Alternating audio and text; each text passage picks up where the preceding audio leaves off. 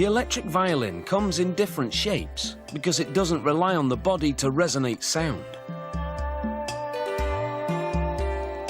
This craftsman builds the violins one piece at a time, starting with the neck.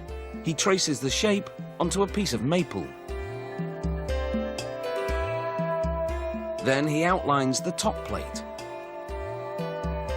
Walnut is used for the bottom part, or lower bout, as well as for the backbone of the violin.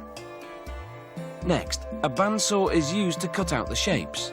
The more precisely the cuts are made, the less sanding will have to be done later.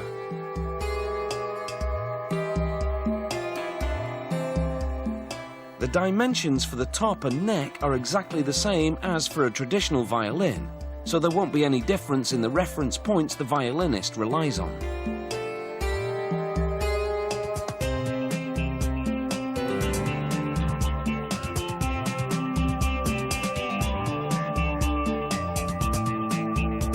The lower bout has a unique design.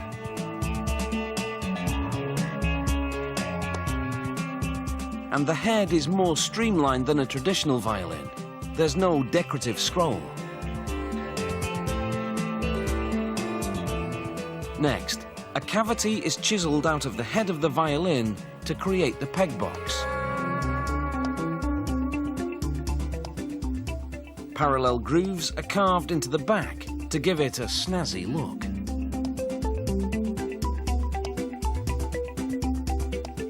A rasp is used to shave the wood to the correct thickness.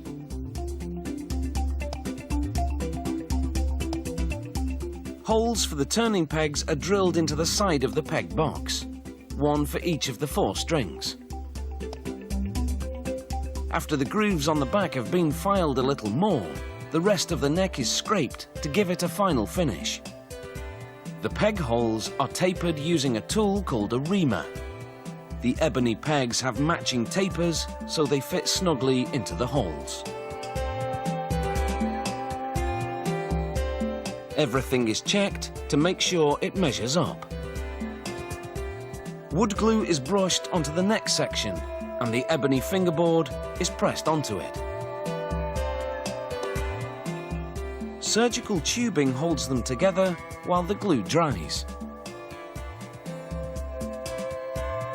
2 assembly holes are drilled in the top piece, and corresponding holes are made in the other parts.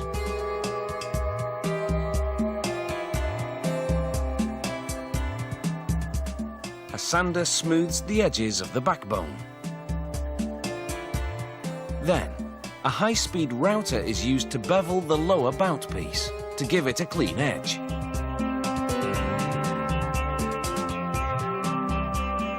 The wood is stained.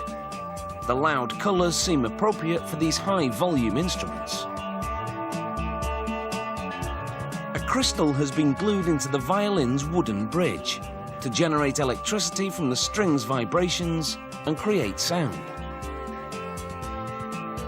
The wire from the bridge is pulled through the backbone, and then the bout is mounted to the backbone. An ebony chin rest is bolted on top. Next, the neck is attached to the rest of the assembly. The ebony tailpiece is looped on.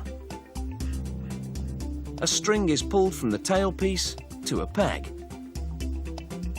The act of tightening the first string raises the bridge, which will be held in place simply by tension. Now it's time to hook up the violin to the amplifier and let the music tell the rest of the story.